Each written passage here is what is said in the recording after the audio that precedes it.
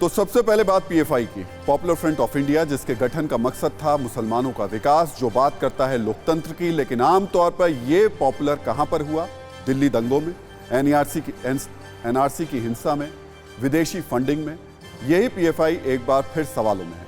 आज जब 17 सितंबर की यह तारीख देश के लिए इतिहास के पन्नों में दर्ज हो रही थी, उस दिन पीएफआई केरल में एक कॉन्फ्रेंस के जरिए मुसलमानों को जमा कर रहा था। सवाल यह उठा, 17 सितंबर के साथ पीएफआई का यह संयोग है या प्रयोग है? आपको इस रिपोर्ट को जरूर देखना चाहिए।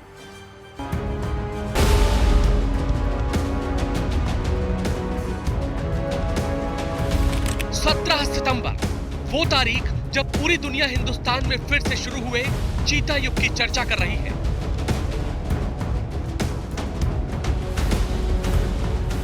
सत्रह सितंबर, जब पूरा देश प्रधानमंत्री मोदी को 72 साल पूरे करने पर ये सैलून शॉप चलाकर ही साल में करोड़ों कमाते हैं।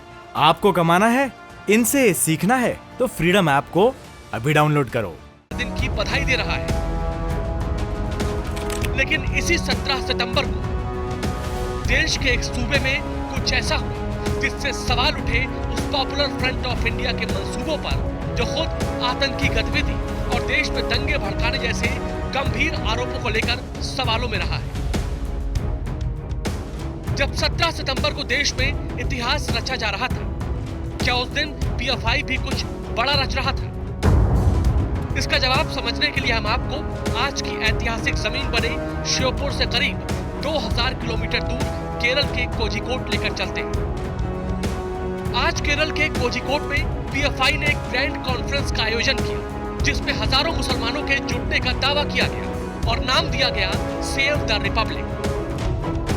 हालांकि दिलचस्प बात यह है कि जो पीएफआई लोकतंत्र बचाने के नाम पर कॉन्फ्रेंस कर रहा है, उसी पर एक नहीं बल्कि कई बार लोकतंत्र को जलाने के आरोप लगते रहे हैं। लेकिन क्या 17 सितंबर को पीएफआई के इस प्रोग्राम का कोई खास मकसद था?